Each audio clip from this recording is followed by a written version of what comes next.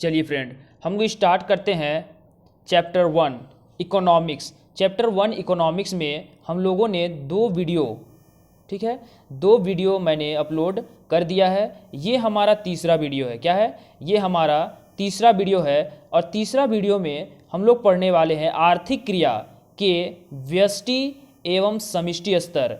यानी काम जो है, यानी कि जितने भी हम लोग पैसों से रिलेटेड, ठीक है, मनी से रिलेटेड जो वर्क करते हैं, ठीक है, उसे हम लोग आर्थिक क्रिया कहते हैं। ऐसा काम जिस काम से हमें आय की प्राप्ति होती है, इनकम होती है, उसे हम लोग आर्थिक क्रिया कहते हैं। ठीक है, जो कि एक छोटे एरिया पे की जाती है। ठीक है, तो काम जो है एक बड़े लेवल पे की जा सकती है और एक छोटे लेवल पे की जाती है। तो उसी को कहा जा रहा है व्यष्टि और समष्टि स्तर पे, यानी कि दोनों लेवल पे हम लोग काम कर सकते हैं। ठीक है, आर्थिक क्रिया जो है उसको दो भागों में बांट दिया गया है, एक व्यष्टि और समष्टि स्तर पे। व्यष्टि जैसे मान लेते हैं कि एक व्यक्ति द्वारा किया गया काम। समष्टि कहने का मतलब है कि पूरे भारत के लोगों के द्वारा किया गया काम। इस तरह से हम लोग कह सकते हैं, यानी कि काम को हम लोग क्रिया कह सकते हैं। ठीक है, यानी कि एक व्यक्ति के द्वारा किया गया क्रिया, यानी क्या क्या वो एक्टिविटी करती है, ठीक है, इकोनॉमिक एक्टिविटी करती है, ये सब को हम लोग पढ़ने वाले हैं।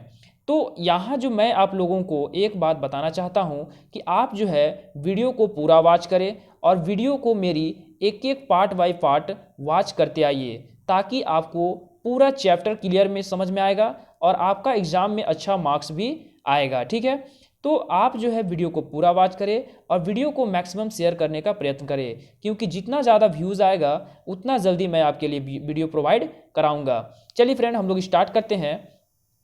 यहाँ हम लोग देखने वाले हैं कि आर्थिक क्रियाओं का अध्ययन व्यक्तिगत स्तर कहने का मतलब है सिर्फ एक सिंगल पर्सन को कहा जा रहा है। ठीक है, एक सिंगल पर्सन को कहा जा रहा है, अथवा संपूर्ण अर्थव्यवस्था कहने का मतलब है कि भारत की एक पूरी अर्थव्यवस्था है। क्या है? भारत एक पूरा अर्थव्यवस्था है। ठीक है, नॉर्वे एक पूरी अर्थव्यवस्था है, स्विट्जरलैंड एक पूरी अर्थव्यवस्था है। तो पूरे संपूर्ण अर्थव्यवस्था के स्तर पर किया जाता है। यानी आर्थिक क्रियाओं का अध्ययन जो है छोटे स्तर पे भी किया जाता है और बड़े स्तर पे भी किया जाता है। ठीक है, जैसे हम लोग कहने का मतलब है कि हम लोग छोटा काम भी करना पसंद करते हैं और बड़ा काम भी करना पसंद करते हैं। ठीक है, हम लोग छोटी वस्तुएं भी खरीदना चाहते हैं और बड़ी वस्तुएं भी खरीदना चाहते हैं। उसी प्रकार जो है आर्थिक क्रियाओं का जो अध्ययन है छोटे स्तर पे भी करते हैं और बड़े स्तर पे भी करते हैं।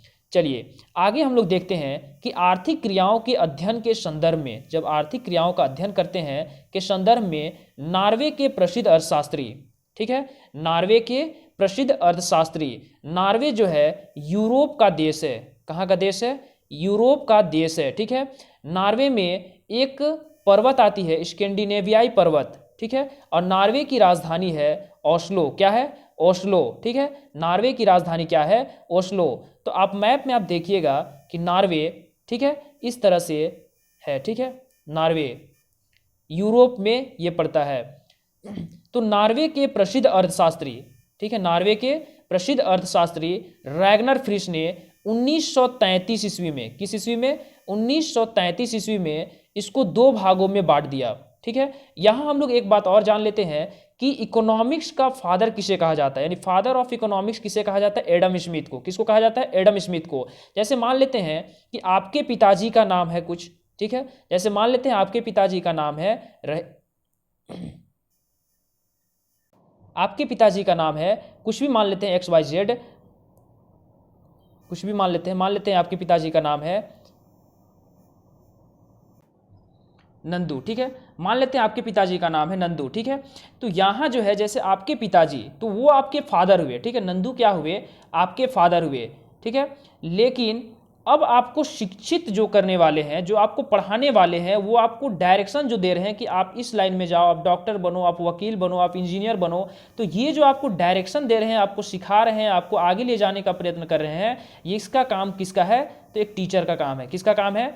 टीचर का काम है। जो कि टीचर जो है आपको आगे लेकर गए, ठीक है, आपको किसी पोस्ट पे बैठा दिए। तो आपके फादर हुए नंदू, ठीक है, लेकिन आपको उस पोस्ट तक जो ले गए वो कौन है? शिक्षक। तो उसमें क्या हुआ कि आपको जन्म दिए, ठीक है, आपका वो फादर हुए।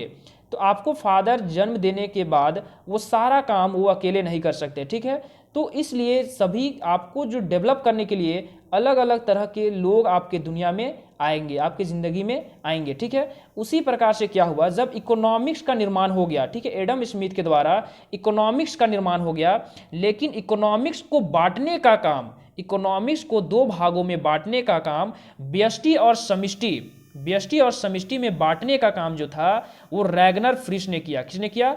रैगनर फ्रिश ने 1933 में अर्थशास्त्र को दो प्रमुख शाखाओं में बांटा है, ठीक है। इसको कहा जाता है माइक्रो, इसका मतलब होता है सूक्ष्म यानी छोटा, और समष्टि का मतलब होता है विशाल यानी कि बड़ा। क्या होता है? विशाल यानी कि बड़ा।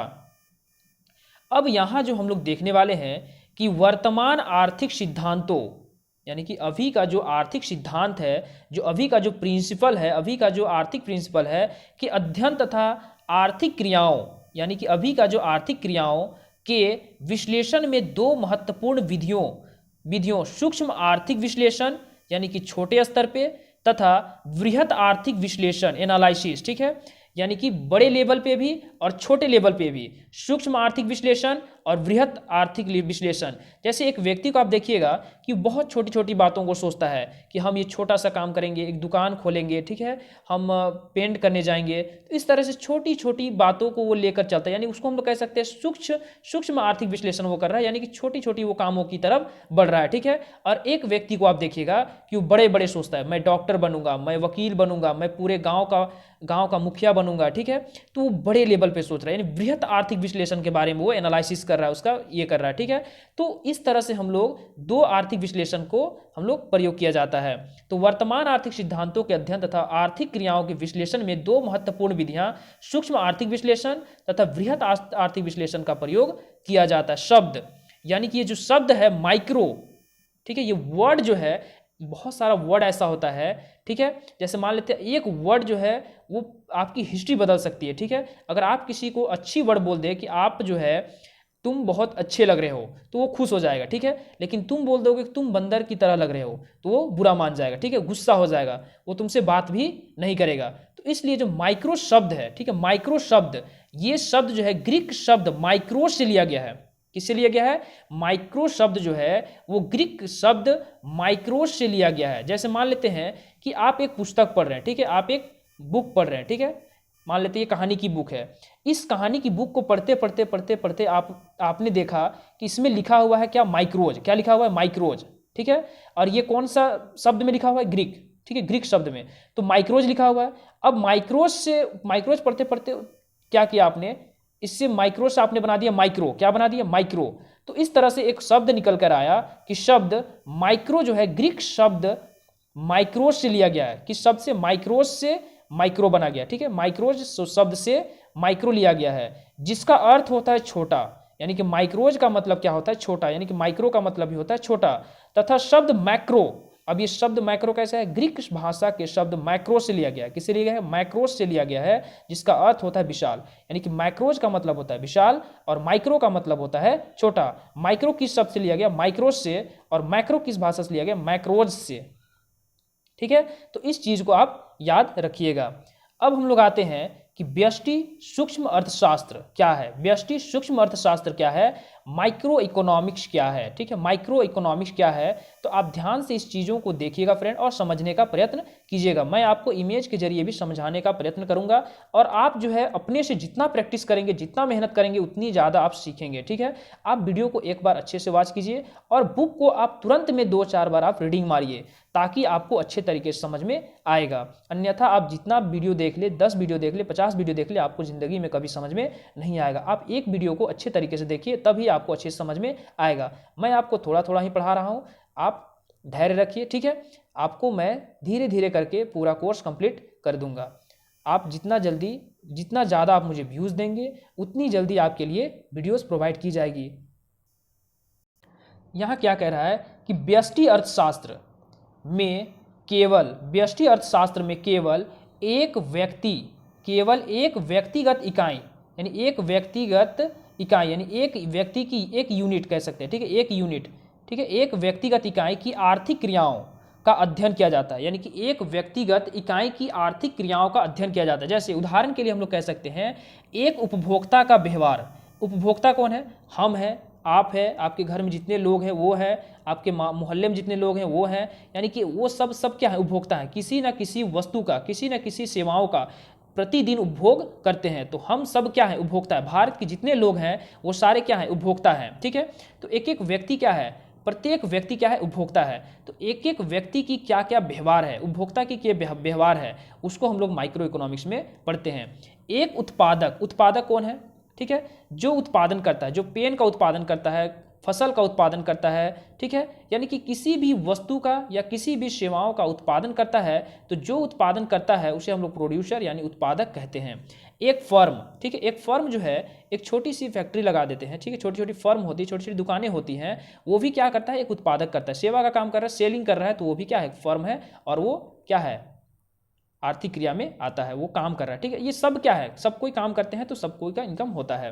और हम लोगों ने पढ़ा था कि उपभोग भी क्या है, एक आर्थिक क्रिया है। द्वारा उत्पादन क्रिया आदि अनेक ऐसी आर्थिक क्रियाएं, ऐसे बहुत सारी आर्थिक क्रियाएं करते हैं जो व्यक्तिगत आर्थिक इकाई से संबंधित है, जो व्यक्तियों से संबंधित है। किससे संबंधित है, एक सिंगल व्यक्तियों से संबंधित है, जिनका अध्ययन हम लोग व्यष्टि अर्थशास्त्र में करते हैं, जिसका अध्ययन हम लोग व्यष्टि अर्थशास्त्र में करते हैं। जैसे हम लोग और भी कुछ एग्जाम्पल दे सकते हैं,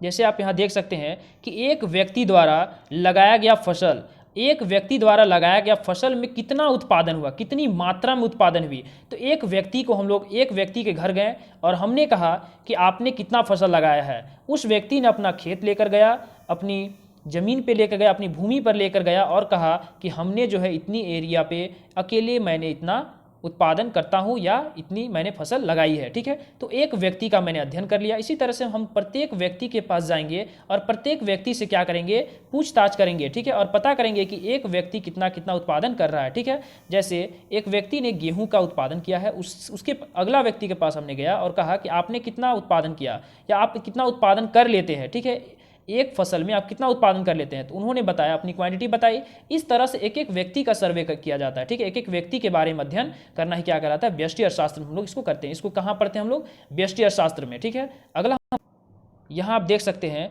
कि एक व्यक्ति द्वारा, ठीक है, एक व्यक्ति द्वारा एक महीने में या एक दिन में कितना खाता है। ठीक है, एक व्यक्ति का आहार कितना है। ठीक है, सिर्फ एक व्यक्ति का, ऐसा नहीं मैंने बोला कि पूरे शादी में कितनी खर्च आई, यानी कि पूरे भारत के लोगों को खिलाना पड़े तो कितना खाना बनाना पड़ेगा, ये हम लोग समष्टि में पढ़ेंगे। ठीक है, लेकिन वे एक व्यक्ति जो है अपना सिंगल के लिए खाना बनाता है, अपने अपने या एक परिवार के लिए भी कह सकते हैं। ठीक है, व्यष्टि में ही आएगा। एक टीचर, ठीक है, एक टीचर जो है, एक टीचर पढ़ाता है। ठीक है, तो वो भी किस में आएगा, व्यक्तिगत, ये इसका काम है। ठीक है, पढ़ा रहा है तो उसकी इनकम आ रही, तो वो भी किस में आएगा, आर्थिक क्रिया में आएगी। ठीक है, तो एक व्यक्तिगत कितना काम करता है, कितना पढ़ाता है, इसके बारे में अध्ययन करेंगे। एक व्यक्ति जो सिंगर है वो भी किस में आएगा, एक सिंगल पर्सन का अध्ययन कर रहे हैं कि इतना ये गाना गाता है। ठीक है, एक फर्म हो गया, एक व्यक्ति द्वारा कोई मुर्गी का फॉर्म खोला गया, तो एक एक व्यक्ति का आर्थिक क्रियाओं के बारे में हम लोग जानेंगे। एक एक क्रिया, एक एक व्यक्ति कितना क्या क्या काम करता है। ठीक है, उसके बारे में हम लोग अध्ययन करेंगे। ठीक है, ये हम लोग कहाँ करते हैं, एक एक व्यक्ति का अध्ययन करने का कहाँ करते हैं, व्यष्टि अर्थशास्त्र में करते हैं। कहाँ करते हैं, व्यष्टि अर्थशास्त्र में करते हैं। यहाँ तक आपको समझ में आएगा, व्यष्टि अर्थशास्त्र में केवल एक व्यक्तिगत इकाई की आर्थिक क्रियाओं का अध्ययन किया जाता है। ठीक है, समष्टि अर्थशास्त्र में क्या किया जाता है, समष्टि अर्थशास्त्र में संपूर्ण अर्थव्यवस्था यानी कि पूरी अर्थव्यवस्था के बारे में, अब एक व्यक्ति कितना खाना खाता है उसके बारे में नहीं, भारत के पूरे यानी कि पूरे भारत के लोगों द्वारा एक वर्ष में कितना खाना तैयार किया जाता है, कितना खाना खाया जाता है, उसको हम लोग अध्ययन करेंगे। ऐसा नहीं कि एक व्यक्ति का सिर्फ, यानी कि पूरे, जैसे पूरे शहर में, पूरे गाँव में, पूरे एक बड़ा एरिया लेना चाहिए। ठीक है, एरिया क्या होनी चाहिए, बड़ी होनी चाहिए। तो समष्टि अर्थशास्त्र में संपूर्ण अर्थव्यवस्था के स्तर पर आर्थिक क्रियाओं का अध्ययन किया करता है। उदाहरण के लिए समष्टि अर्थशास्त्र में राष्ट्रीय बचत यानी कि पूरे भारत में कितनी बचत की गई, राष्ट्रीय विनियोग, कुल रोजगार, भारत में टोटल रोजगार कितने लोगों के पास है, कितना परसेंट रोजगार है, कितना परसेंट बेरोजगार है, एक व्यक्ति कितना एक व्यक्ति, कौन कौन व्यक्ति बेरोजगार है, कौन कौन व्यक्ति रोजगार है, इसके बारे में नहीं, वो हम लोग व्यष्टि में करते हैं। ठीक है, समष्टि में भारत के कितने परसेंट लोग जो है रोजगार हैं, कितने परसेंट लोग बेरोजगार हैं, इसके बारे में, कौन व्यक्ति रोजगार है, कौन व्यक्ति बेरोजगार है, ये हम लोग व्यष्टि में करते हैं। कुल उत्पादन यानी कि भारत में इस वर्ष कितना उत्पादन किया गया। ठीक है, सामान्य कीमत स्तर आदि का अध्ययन किया जाता है। समष्टि अर्थशास्त्र में यह अध्ययन किया जाता है कि एक अर्थव्यवस्था किस प्रकार अपने आय एवं रोजगार के स्तर को बढ़ाकर सामाजिक कल्याण को अधिकतम करती है। यह हम लोग कहाँ पढ़ते हैं, व्यष्टि इस समष्टि अर्थशास्त्र में, कहाँ पढ़ते हैं? समष्टि अर्थशास्त्र में। तो समष्टि अर्थशास्त्र में संपूर्ण अर्थव्यवस्था के बारे में अध्ययन करते हैं, संपूर्ण अर्थव्यवस्था की आर्थिक क्रियाओं का अध्ययन करते हैं, संपूर्ण अर्थव्यवस्था के आर्थिक क्रियाओं का अध्ययन। जैसे यहाँ आप देख सकते हैं कि एक साल में करप्शन कितना बढ़ गया, ठीक है, एक वर्ष में लोगों ने मूवी देखना कितना बढ़ा दिया, एक वर्ष में बेरोजगारी कितनी बढ़ गई। भारत के पूरे लोगों के बारे में अध्ययन किया जाता है, ठीक है। ये व्यष्टि है, ये क्या है? समष्टि है। क्या है? समष्टि। तो समष्टि का मतलब होता है विशाल, यानी कि एक व्यक्ति के बारे में अध्ययन नहीं करना है, भारत के पूरे लोगों के बारे में अध्ययन करना है, ठीक है। तो इस तरह से भारत के कितने % लोग अब स्कूल जाना स्टार्ट कर दिए हैं, ठीक है। अब कितनी वृद्धि हुई इस बच्चों में, स्कूल जाने की कितनी वृद्धि हुई, अब कितना % लोग स्कूल जाते हैं, कितने % लोग शिक्षित है, कितना % लोग पढ़ते हैं, ठीक है, यानी विद्यालय जाते हैं। इन सभी के बारे में एक बड़ा क्षेत्र लेना चाहिए, यानी भारत के, यानी कि हमको निकालना होता है, ठीक है। किसी एक व्यक्ति के बारे में नहीं सोचते हैं, बल्कि हम लोग कुछ बड़े सोचते हैं, ठीक है। कि अब हम लोग देखते हैं कि जैसे गांव में मैक्सिमम बच्चे क्या करते हैं? पढ़ने जाते हैं। तो इससे ये आंकड़ा निकला कि हम लोगों ने गाँव के सभी बच्चों के बारे में कहा, ठीक है, मैक्सिमम बच्चों के बारे में कहा, किसी एक के बारे में नहीं कहा। तो इसको हम लोग समष्टि में पढ़ते हैं। तो व्यष्टि और समष्टि मुझे उम्मीद है कि आपको क्लियर हो गया होगा। अब नेक्स्ट जो है हम लोग आगे की क्लास में पढ़ेंगे। Thank you friend.